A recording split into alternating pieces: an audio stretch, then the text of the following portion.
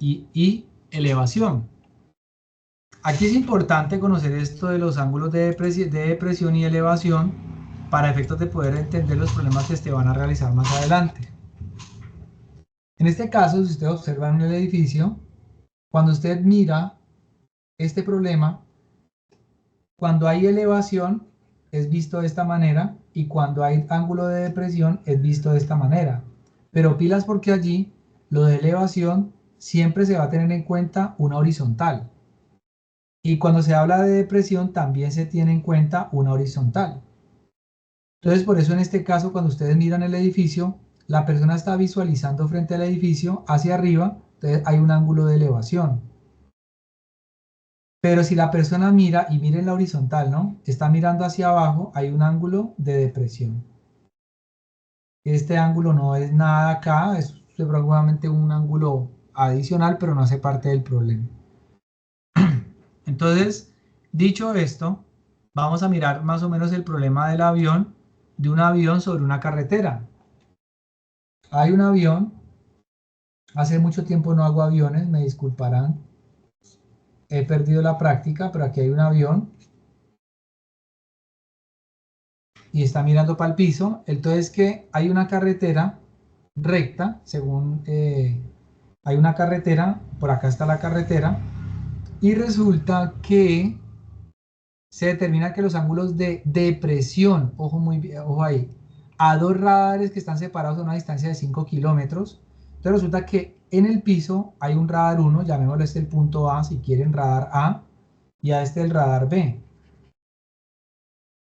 Entonces, claro, cuando el avión se le toma las medidas, aquí se está definiendo un triángulo rectángulo. Perdón, un triángulo que no es rectángulo, sino es un triángulo oblicuángulo. Y resulta que dice que los ángulos de depresión son respectivamente 32 grados. Entonces, el ángulo de depresión no es este. Ya van a ver que sí, pero van a ver por qué. El ángulo de depresión es este ángulo. ¿Por qué? Porque aquí se constituye, como el avión va, digamos, de camino horizontal, este sería de 32 grados y el otro sería de 48 grados. Y resulta que los radares están separados 5 kilómetros. Entonces dice que halle la distancia que separa el avión de los dos radares, así como la altura del avión. Es decir, están pidiendo que se halle la distancia del avión al radar A y la distancia del avión al radar B. Llamemos a esto si quieren A y llamémoslo más bien en concordancia con las letras de los vértices, como ese es el punto B. Recuerden que hace 8 días habíamos visto que el lado opuesto es la misma letra pero minúscula y entonces en este caso este va a ser A. Muy bien. Pasa algo entonces. ¿Cómo hallarlo? Si me están dando son dos ángulos por fuera del triángulo. Entonces vamos a invocar una propiedad de rectas paralelas. La trayectoria del avión es esta que yo estoy dibujando allí, que es la trayectoria roja. Y el piso es este de acá abajo. Este es el piso. Esta propiedad es muy importante. Se la podrían encontrar más adelante. Esas dos rectas son paralelas, que es la misma forma como se visualiza la trayectoria del avión y la carretera, porque si no fueran paralelas, entonces el avión se va a estrellar. Como son paralelas, entonces hay un detalle sobre la geometría y dice lo siguiente. Si usted esas dos rectas paralelas las corta por una sola recta, a esa recta se le llama recta transversal. ¿Estamos? Entonces resulta que cuando ustedes hablan de recta transversal entre dos paralelas, empiezan a formarse ciertos ángulos. Yo se los voy a decir acá, pero voy a hablar solamente de aquellos que me interesan. Este ángulo, este y este. Son todos los ángulos que hacen parte de eso que se genera cuando usted corta con esas dos paralelas con la recta transversal, que es esta recta verde que está allí. Bueno. A mí me interesan dos ángulos. Hay unos ángulos que se denominan alternos internos. Cuando eso ocurre, y las rectas son paralelas, este ángulo que ustedes están viendo aquí que estoy pintando de verde, con este ángulo que estoy pintando de verde acá, se llaman ángulos alternos internos. Entonces esos ángulos tienen la misma medida. Lo mismo, este par de ángulos que estoy pintando de rojo, se llaman ángulos alternos internos y tienen la misma medida. Lo propio también con este ángulo de por acá afuera, se llaman ya no ángulos alternos internos, sino ángulos alternos externos. Este ángulo con este ángulo tienen la misma medida, ustedes lo pueden corroborar en GeoGebra, y este ángulo con este ángulo también se llaman ángulos alternos externos.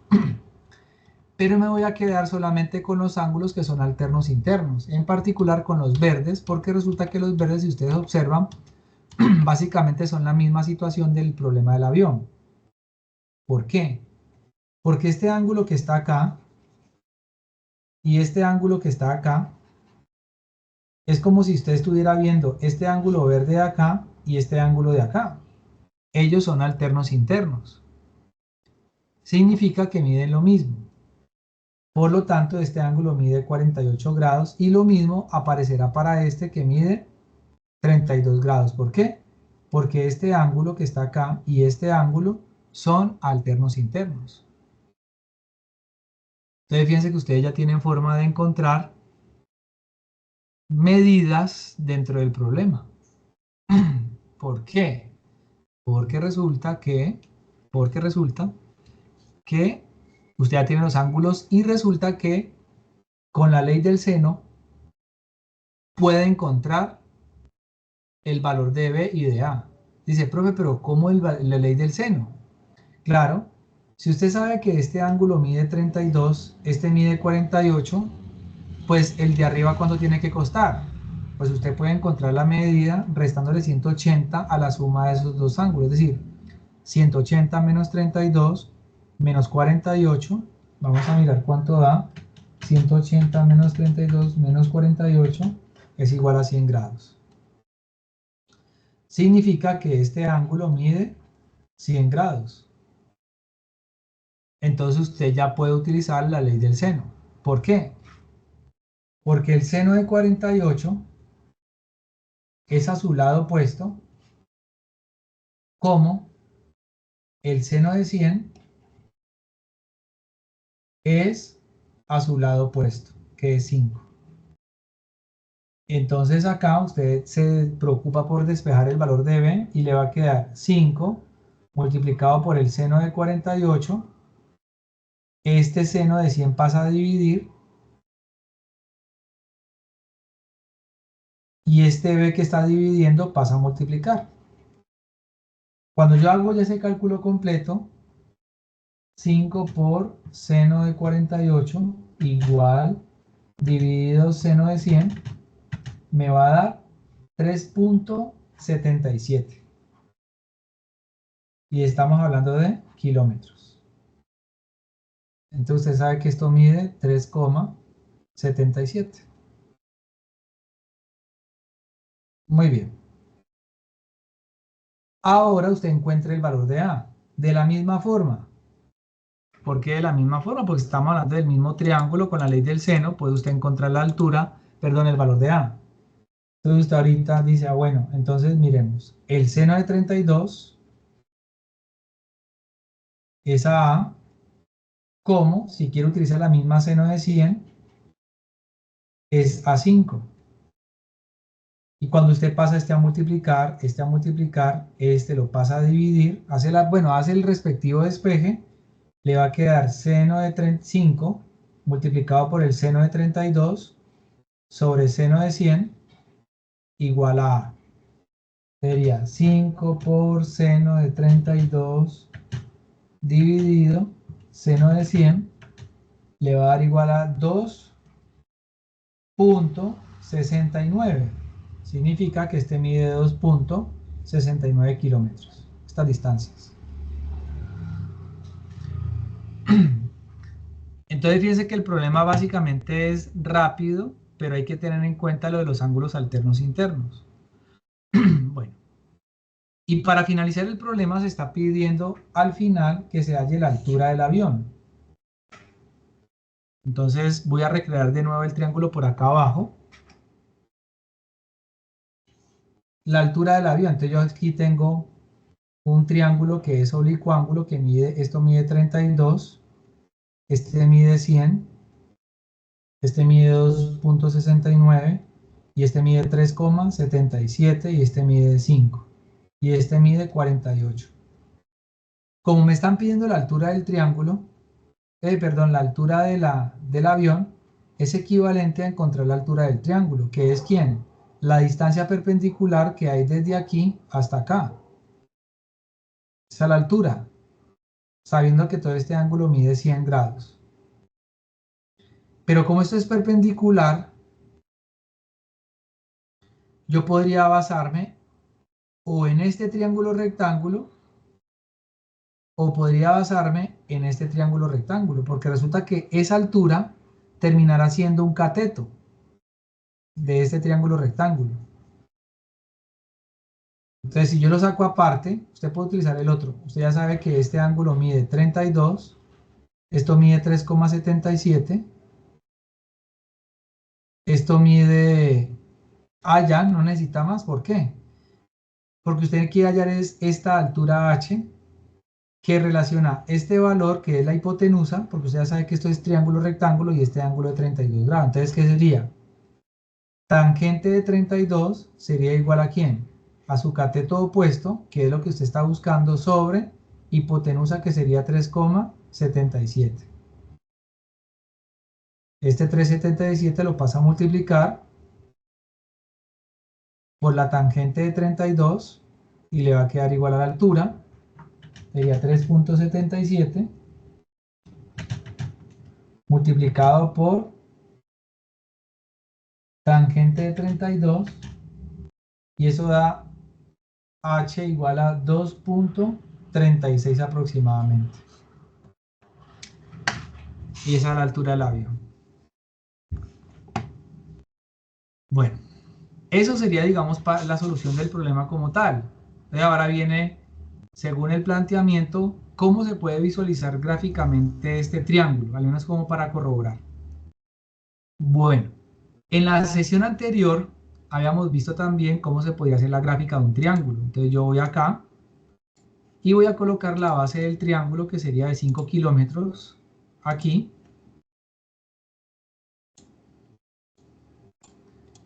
Y ahora voy a quitar esta etiqueta. Voy a construir el otro lado que mide 3,77. 3,77. Entonces, obviamente yo no puedo levantar un segmento que mida eso, sino que voy a tomar una circunferencia con centro y radio. Entonces yo vuelvo acá, 3,77, un aproximado. Sería centro y radio. Entonces tomo un extremo y coloco 3,77, que es la medida del radio. Ese es uno, ese me va a dar un lado. Y el otro es 2,69. Vamos a ver cómo nos queda porque es aproximado, ¿no? Entonces tomo de nuevo el otro extremo, esta vez 2,69. Entonces resulta que las dos circunferencias se van a encontrar en un punto que va a ser el vértice del triángulo. Ahí ya tengo los 3 puntos del triángulo. Entonces, ¿qué hago? Pues oculto las circunferencias que las he utilizado solamente para poder hacer la gráfica del triángulo. Puedo ocultar este punto C.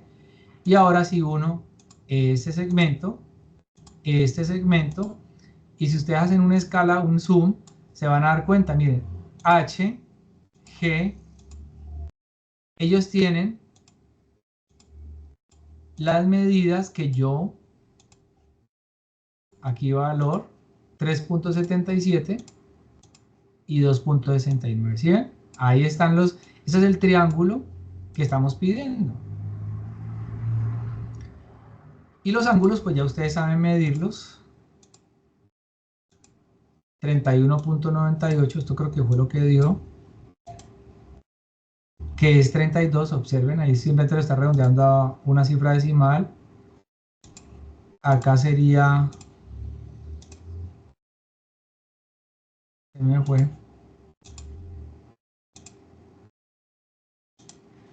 47.93, que es 48, ¿sí? Y obviamente ya este ángulo de acá, que es el que debe medir aproximadamente 100.